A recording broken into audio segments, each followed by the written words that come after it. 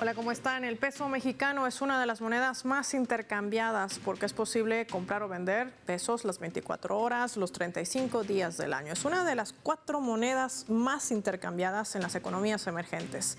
Una característica que ha convertido a esta moneda en la preferida para realizar operaciones e inversiones en el mundo. Pero México no solo se caracteriza por eso. Hoy vamos a analizar su papel geopolítico, que juega además en medio del desarrollo de unas elecciones federales. Inicia el mapa. Bienvenidos.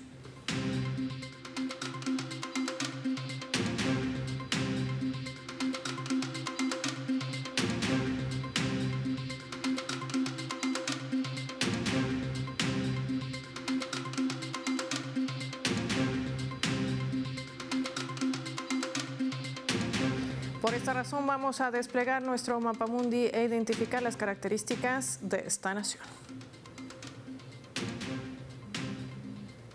Ahí lo tienen, México, potencia emergente en Latinoamérica. Identificamos a este país, a Estados Unidos mexicanos, con los colores de su bandera que limita con Estados Unidos y América Central. También con Guatemala y Belice. Presenta una densidad poblacional con más de 120 millones de habitantes y su capital es la Ciudad de México. Se destaca por la producción agrícola, entre ellas la más importante es el maíz, que además se convierte en su principal producto de consumo interno y también el que exporta. Es el 10º productor de petróleo a nivel mundial y es uno de los primeros países productores de cobre en el mundo. La moneda de este país es el peso mexicano y ha permanecido estable en el mercado como ninguna otra moneda en el mundo, frente, por supuesto, a esa hegemonía del dólar. En el sexenio del presidente Manuel Andrés López Obrador, hay estudios que destacan y revelan que esta es una moneda principal para el intercambio de comercio, colocando a México de primero en la lista. Así lo ha destacado también el mandatario en reiteradas oportunidades. La data del Fondo Monetario Internacional, sí, del FMI, destaca que México está entre las economías emergentes de toda América Latina y que está respondiendo mejor. Se espera un crecimiento del más del 2.4% para esta gestión 2024. Sumemos más datos a nuestro mapa. Hay que hablar de esta posición geográfica de México que hace además a esta nación un país estratégico dentro de la geopolítica mundial. Su frontera con Estados Unidos, de casi 3.200 kilómetros de longitud, incluye 48 sectores de Estados Unidos y 15 mexicanos, lo que es determinante para el mercado internacional y también para la estabilidad poblacional de ambos países. En esa frontera conviven más de 13 millones de personas y se estima que pasan más de 10 millones de camiones de carga y contenedores ferroviarios de mercancía de México hacia Estados Unidos. La Organización Mundial del Comercio también sube su posición de esta 13ª a la 9ª el año pasado, refiriendo a este país como los mayores exportadores de productos en el mundo. Hablamos de exportaciones que han crecido en una tasa interanual del más del 2.6%. Esto es un dato bastante interesante. En medio de esas políticas que emprende Estados Unidos contra el avance de China en el mercado internacional, México se sigue convirtiendo en ese principal socio. Otro eje también geopolítico que vamos a analizar en esta oportunidad. Así iniciamos.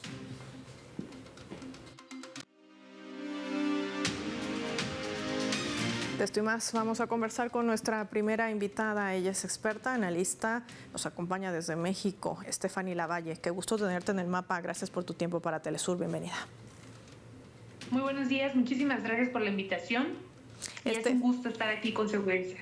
Gracias, Stephanie. Preguntarte en primera línea, México tiene un peso importante en la región. De eso me gustaría hablar. Ya vemos que el peso mexicano se convierte en una de las monedas favoritas de intercambio comercial. Esto tiene también distintos ejes. ¿Cuáles destacaríamos?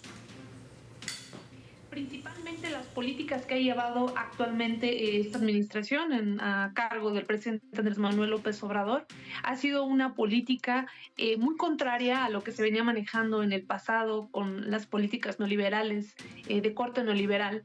El presidente empieza a aplicar una política de bienestar y esto impermea en la economía. Todavía después esta moneda se mantiene fuerte y sólida todavía después de una pandemia en donde la mayoría de las monedas a nivel internacional fluctuaron y pues se depreciaron. En el caso de la moneda mexicana, a pesar de esta pandemia y posterior a esta pandemia, la moneda mexicana ha sido una moneda bastante fuerte.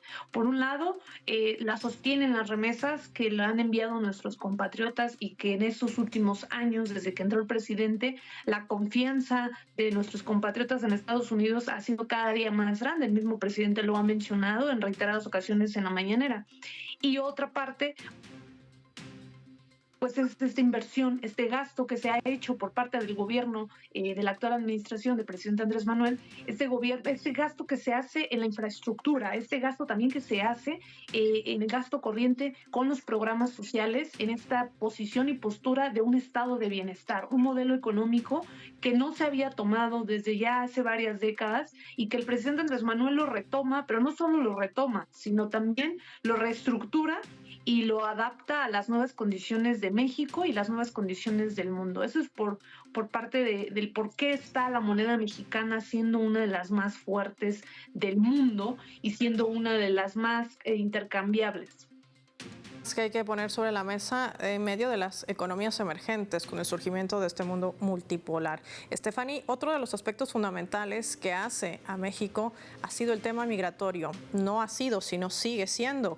Comparte una frontera, una de las más extensas con Estados Unidos y que se ha convertido también en blancos de ataque. Hablemos del papel de los medios de comunicación, por ejemplo, que han utilizado este tipo de estrategia de la migración para tratar de golpear también una administración que ha dado soluciones concretas para atacar las consecuencias, no solamente de las migraciones en la región del hemisferio occidental, hay que decirlo, sino también los planteamientos y posturas claras ante una administración que siempre ha politizado, llámense republicanos o demócratas.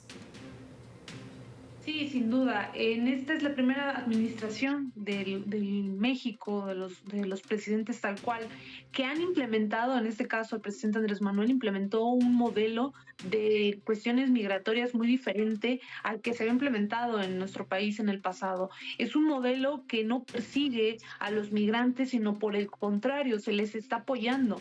Hay un programa especial para apoyar a los migrantes que vienen de toda América Central y América del Sur, pues en esta intención de querer migrar, de pasar por México para pasar a Estados Unidos, y México ha aportado gran parte para que pues de atacar las causas, ¿no? Y en esta idea de atacar las causas es también que se ha llevado este modelo de Sembrando Vida a la parte de varios países del sur, de nuestra frontera y otros países de América Central y América del Sur, con esta intención de atacar las causas y que las personas no tengan la necesidad de salir de sus países, porque nadie sale de sus países por gusto, sino salen por una necesidad. Y esto es precisamente algo de lo que ha hecho y que implementó durante muchos años y muchas décadas el gobierno de Estados Unidos, pues saqueando a las naciones. Y de esta manera, pues esos son los resultados que están teniendo en este momento, ¿no? Durante décadas los países han sido saqueados y ahorita pues los resultados son evidentes. La gente tiene que salir de esos países por los niveles de violencia y por supuesto por estos saqueos que ha habido durante muchos años. Entonces, AMLO, el presidente Andrés Manuel, cambia esta forma de aplicar la política migratoria, pues en posturas principalmente pensando en las personas, pensando en el ser humano. Por eso esta política del humanismo mexicano va enfocado a esto, no como se venía pensando de cerrar fronteras, de perseguir a los migrantes, de perseguir a las personas migrantes. Es todo lo contrario. Entonces, esto es una política muy diferente. Y por otro lado, tenemos medios de comunicación masiva en nuestro país y a nivel internacional que están ocupando esta situación de la migración de América Central y América del Sur para querer golpetear, para hacer una guerra sucia en contra del presidente Andrés Manuel López Obrador. Sin embargo, hay que mencionarlo que esta guerra sucia que han implementado desde la llegada del presidente Andrés Manuel y hasta hoy, ya casi acabando su sexenio, no ha podido permear en la sociedad mexicana. Lo vemos actualmente en las encuestas, pues la candidata de Morena sigue siendo la primera en las preferencias de los mexicanos, y esto se debe a que la gente ve los resultados de este gobierno y de esta administración. Una radiografía rápida que nos brinda Stephanie Lavalle para poder entender también aquellos ejes centrales que hacen a esta administración llamada la Cuarta Transformación y que ha marcado un cambio rotundo también por disminuir esa pobreza laboral. Unas estadísticas que hablan por sí solas, que son reflejadas por algunos medios de comunicación, pero que se convierten también en esa estrategia mediática de censura para que el mundo no conozca y no trascienda lo que realmente hace México y cómo se posiciona hoy dentro de su papel geoestratégico, no solamente por su ubicación, sino también por los lazos y nexos que ha logrado tejer en distintas causas. De eso y más vamos a hablar al regreso de la pausa. Agradecer a Stephanie Lavalle por habernos acompañado con su análisis. Vemos lo que nos trae nuestra escala.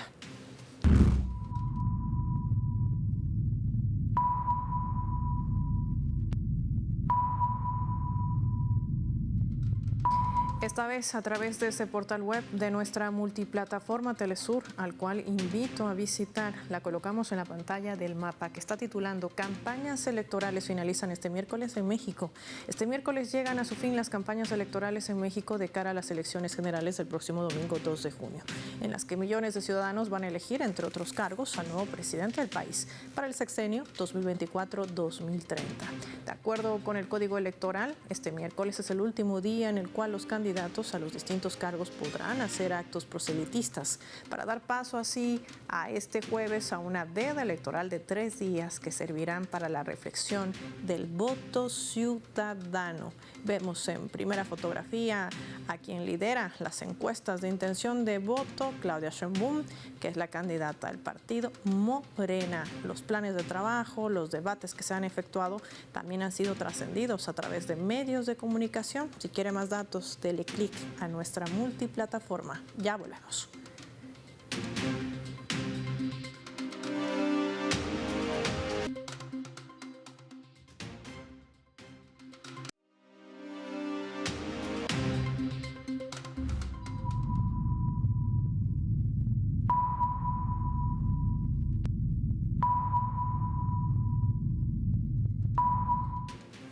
Vamos a sumar también otro elemento para el análisis a través de la fotografía, y es que el Fondo Monetario Internacional y el Banco Mundial han registrado un crecimiento del Producto Interno Bruto y del Producto Interno Bruto per cápita. Entiéndase la diferencia de la economía mexicana durante la gestión 2022-2023.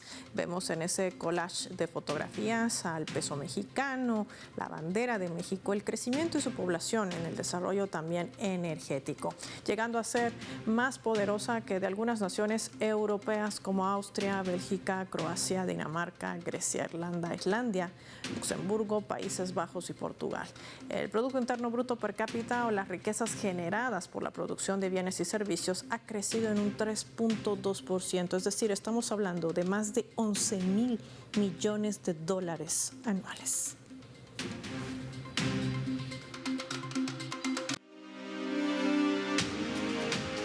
Abordamos este escenario en directo. Para ello nos acompaña desde México el economista José Gandarilla. Qué placer tenerlo en el mapa. Gracias por su tiempo para Telesur. Bienvenido.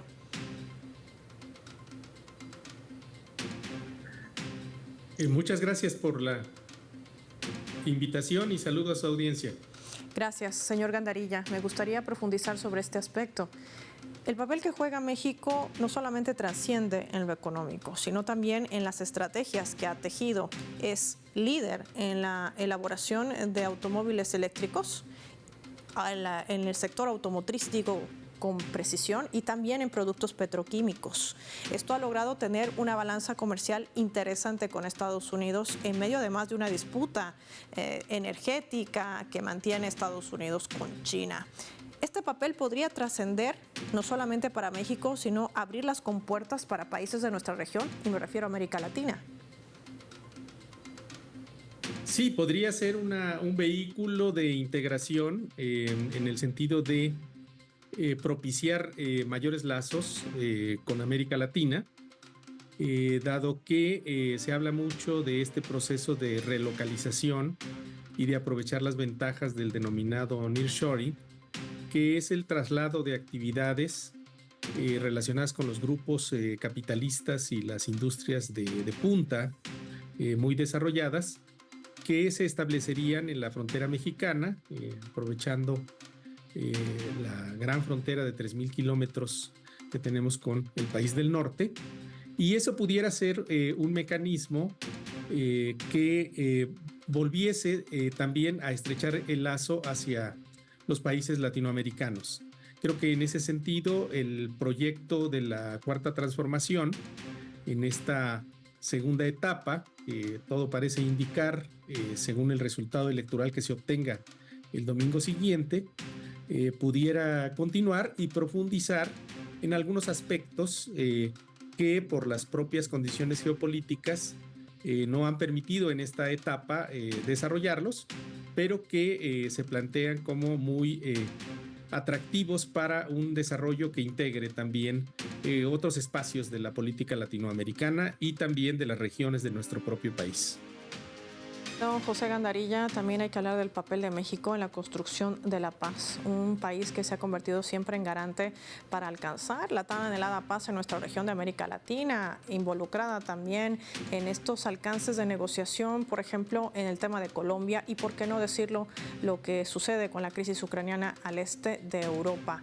Esto también confluye dentro del diálogo que ha sido característico en las relaciones diplomáticas que extiende México con otras naciones del mundo.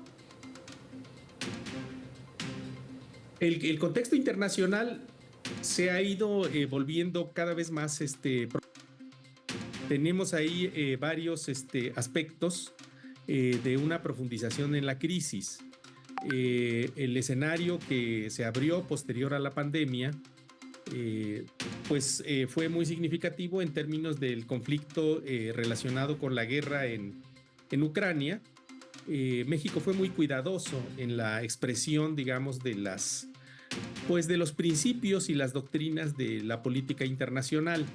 Después esto se ha agudizado aún más con relación a la política de genocidio del Estado israelí sobre Palestina, y también en el contexto latinoamericano se ha revelado ciertamente problemático con el hecho sin precedentes que teníamos respecto a un aspecto tan significativo y simbólicamente tan representativo de la política exterior e internacional de nuestro país, como es la política de asilo, con el evento de la invasión, digámoslo así, de la sede diplomática de nuestro país, el violentar la soberanía de México por parte de la autoridad gubernamental en el Ecuador. Eso se está dirimiendo en tribunales internacionales y se está tratando también de sacar una doctrina respecto a eso en términos de vincular un juicio vinculante para evitar este tipo de situaciones, que expresa, digamos, un modo de utilizar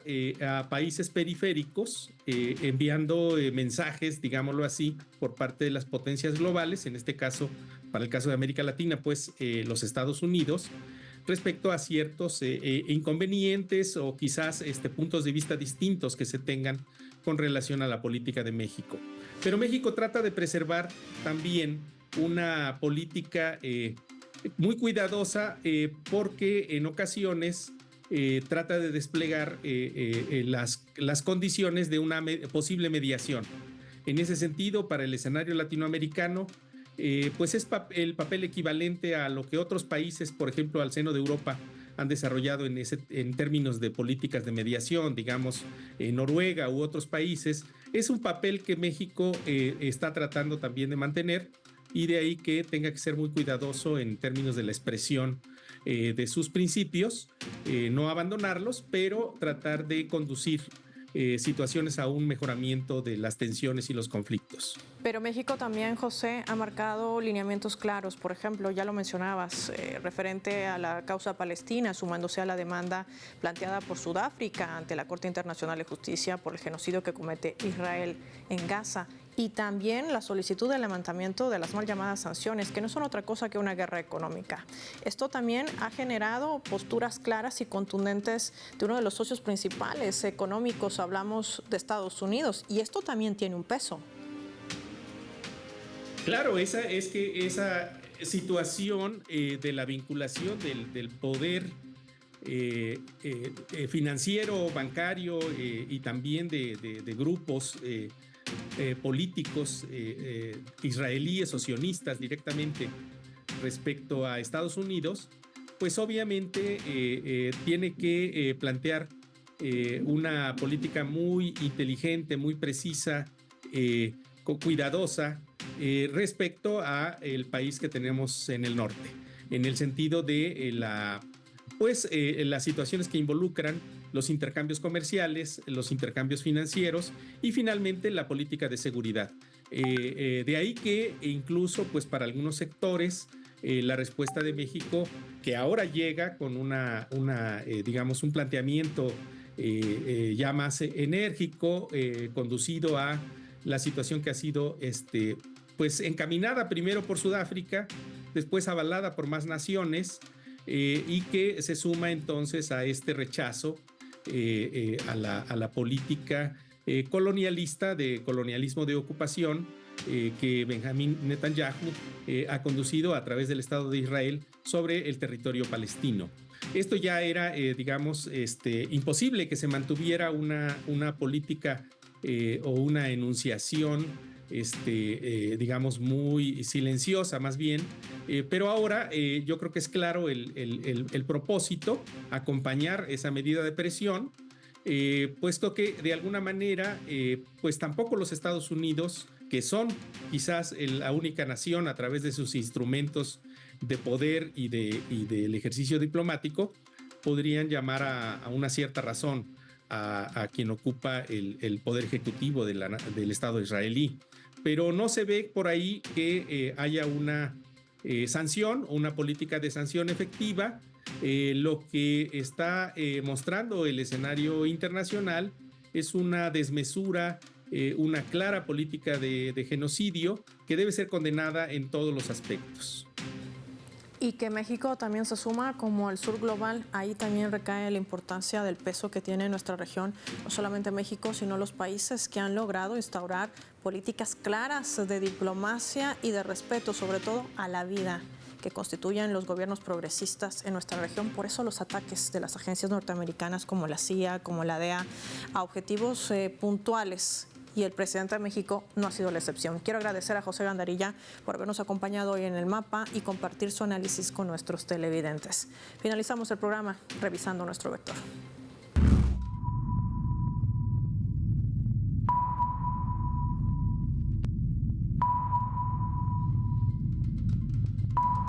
Nuestro radar en El Mapa hoy nos refleja las 3 claves sobre este tema.